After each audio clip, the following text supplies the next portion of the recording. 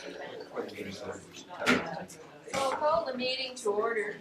We respectfully acknowledge that we are meeting on the traditional and ancestral lands of the Coast Salish people. And we'll move to adopt the agenda. Moved by Trustee Schmidt, seconded by Trustee DeGroot. All those in favor? Motion carries. Moving to the Secretary Treasurer. Thank you. I have a few words to say before we move to the first reading of the board's annual budget for 2016-2017. So I'm pleased to present the 2016-2017 annual budget to the Board of Education this afternoon. The budget is a consolidation of operating, special purpose, and capital funds and has been prepared in the form and containing the information required by the Ministry of Education. In developing the budget process, the board has worked to ensure there's an open process allowing for consultation and two-way communication, public awareness of the budget process and the expenditure of public funds, and the budget options would be kept as far away from students as possible. The Ministry of Education announced the 16-17 funding estimate on March 15, 2016, and that was during spring break. The board held its first public meeting on March 30th, the first day after spring break, to reveal the budget shortfall and officially begin the budget process.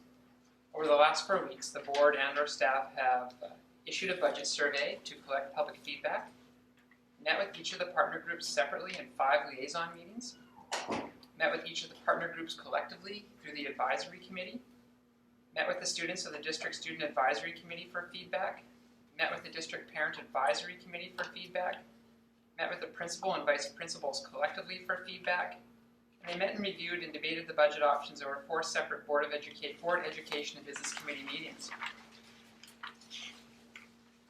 The budget is a financial tool to provide educational programs to students over the next year. In preparing the budget, the board must assess the level of risk that they are comfortable with.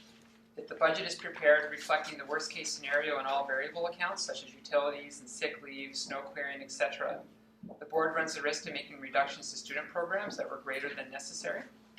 If the board prepares a budget that reflects the best case scenario in the variable accounts, they run the risk of not being prepared for additional cost pressures, such as a severe flu, a cold or winter, etc., and ending the year in a deficit position which is not permitted without the approval of the Ministry of Education. I believe this budget contains a comfortable balance of risk. The board is required to prepare and adopt an annual budget each year before June 30th. Practically, for staffing purposes, the budget is adopted in early May to allow time for staffing implications to be implemented. That's why we're here today.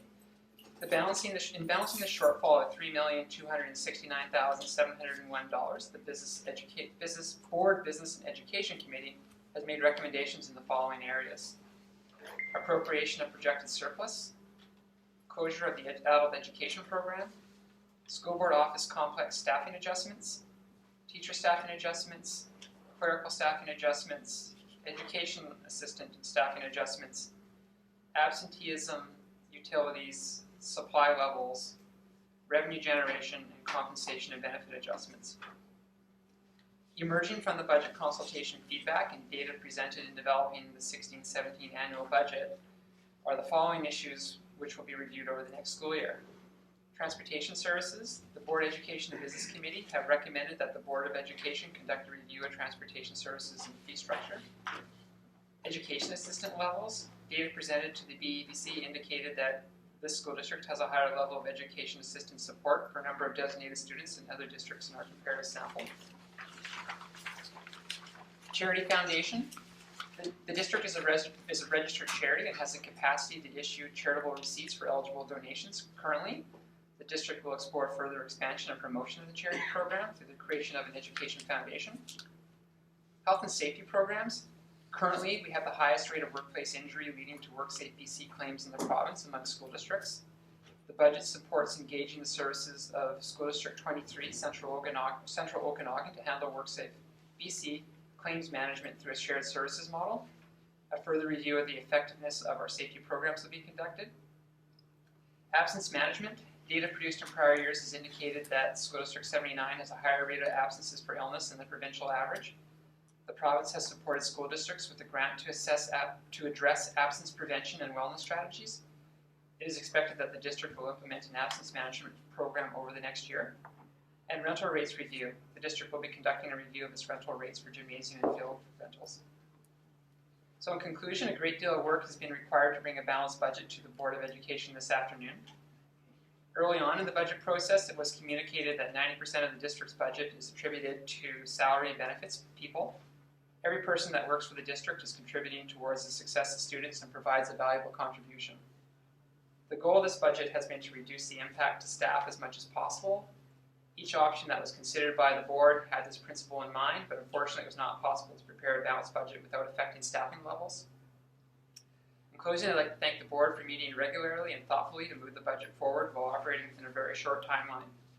My appreciation goes out to our finance team with Gina and Karen and Nicole, who worked to provide estimates, prepare the background documents, and develop the presentations.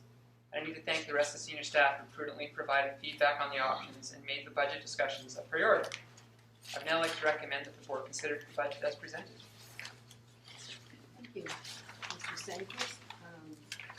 I think your report has certainly demonstrated that it has been likely the most consultative and involved process that I have experienced in my time on the district, and I want to thank you for that leadership, because you have made sure that every little piece of information has been available absolutely comprehensively, and put us in a position where we really understood what we were doing, and I think have tried to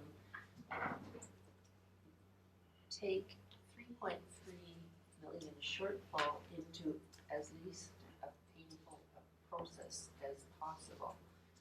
We know that we have affected the students in anything that we do, and our staff, and we hope that looking at it the way that you have led us through, that we have done as best as we can. So thank you so much for your contribution to this. So at this point, is there anything anyone would like to talk about in terms of the budget overview that has just been presented by our Secretary Treasurer? Just one other thing that I would mention, and that is our survey with 165 people is the largest number of people that we have solicited feedback from in the past as well. So I thank you for that. I know it was a lot of work to do the amount of in-depth review and consultation that has gone on. So if there's no comment there, then I'd ask you to take us through the readings. Thank you. So the first reading of the 2016-2017 annual budget is now in order. So I'd recommend that the Board of Education gives first reading to the 2016-2017 annual budget in the amount of $81,786,346. Moved by Trustee Schmidt, seconded by Trustee DeGroot. No discussion on the first reading. All those in favor? The motion carries unanimously. I will ask for second reading at this meeting, that the Board of Education gives second reading to the 2016-2017 annual budget in the amount of $81,786,346. Moved by Trustee DeGroot, seconded by Trustee Doma. Open to any discussion or debate? Seeing none, I'll call the question. All those in favor? The motion carries unanimously.